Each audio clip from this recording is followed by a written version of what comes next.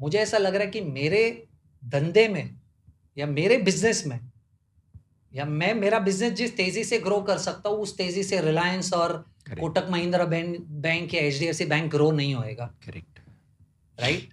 तो मैं पैसा मेरे बिजनेस में डिप्लॉय करना चाहूंगा, ना कर उसको निकाल कर मार्केट में डालूं। ना ये बहुत स्पेसिफिकली आपको क्यों बताता हूँ, ये जो सर्विस कर रहे हैं उनके लिए भी ये इंपॉर्टेंट है और जो बिजनेस कर रहे हैं उनके लिए भी ये इंपॉर्टेंट है। मेरा पहला 1 करोड़ बना क्योंकि मैं एक कंपनी में था जो बीएसई पे लिस्टेड थी और वहां मुझे ईसॉप्स मिले थे। जब मैंने उस कंपनी को छोड़ा तब वो ईसॉप्स बेचकर ही मुझे उतना पैसा मिल गया था, राइट? नाउ ऑफ कोर्स ये 2011 की बात है। अब अगर आप थोड़ा सा मैथ लगा लो कि अगर 2011-12 में मेरे पास 1 करोड़ रुपए थे तो आज मेरे पास क्यों सिर्फ 10 करोड़ से थोड़े से ही ज्यादा है, क्योंकि मैंने बहुत गलतियां की है। 2014-15 में तो मेरा कॉर्पस जीरो हो गया था एफएनओ में।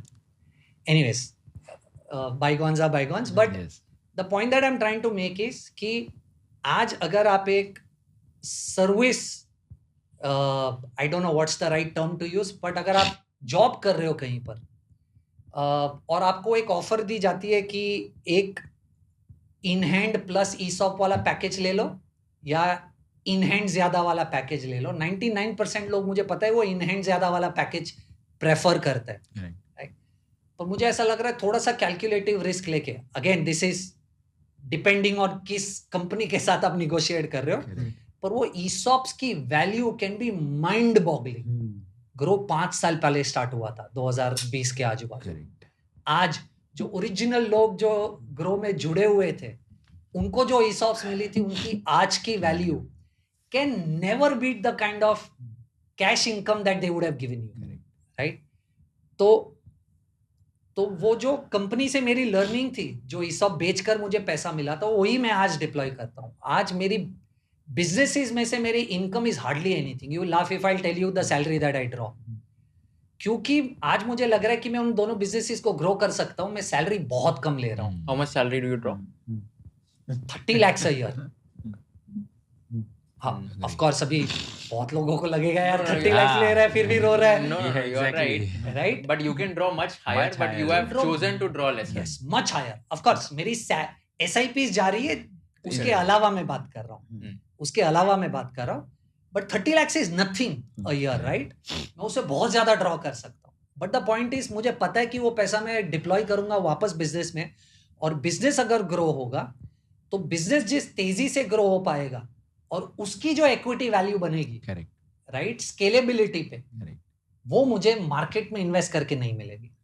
तो अगर आप सैलरीड हो और अगर आपको लग रहा है कि आप एक ऐसी कंपनी में हो जिसमें आपको खुद को विजिबिलिटी है ईसॉप्स ले, या अगर आप बिजनेस में हो और अगर आपको लग रहा है कि आप अपने बिजनेस को स्केल कर पाओगे और इंस्टीट्यूशनल इन्वेस्टर्स ला पाओगे, तो please go that way then trying to remove more money and trying to invest in the market.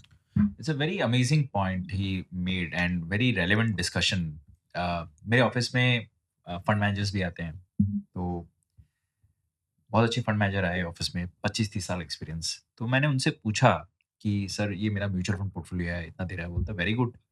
फिर उन्होंने बिजनेस डायनामिक समझे कि आप क्या करते हो। सो ही सेड आप पिछले 15 साल में क्या CAGR से ग्रो किए हो, right? So it was around 40% per annum. Yeah. Growth. CAGR in the AUM that we have done. And just for your context, Kushal, industry has grown by 17-18% CAGR, right? Which is like double the CAGR. Of course, a lot of hard work has gone into it. It's not easy for any of us. Definitely. Second is how much ROE you make in the business, return on equity. Equity क्या हमारे business में कोई capex तो है नहीं, capital तो आप डालते नहीं हो, कोई इन्वेंट्री नहीं है, कोई डेटर्स नहीं है, कोई भी नहीं है, राइट? एन्युटी बिजनेस है, तो जैसे से, और मार्क टू मार्केट भी आपको फायदा होता है इसमें। Correct. मतलब क्या होता है? मतलब सपोज आपने 1 लाख दिए मुझे साल, एंड इफ आई अर्न 1%, तो 1000 कमाऊंगा। बट बैठे बैठे मार्केट ने 10% उसको ग्रोथ दे दी, तो मैंने 1,10,000 पे आप 10% कमाए, तो 1100 रुपए कमाए। बट आपने तो 1 लाख ही दिए थे, मार्केट ने मुझे हेल्प किया 10% का, तो टेल विंड है, उसको टेल विंड बोलते हैं। तो हर साल 15 साल में अगर मार्केट ने 12-13% का ग्रोथ किया, तो वो बैठे बैठे AUM ग्रो हुआ है।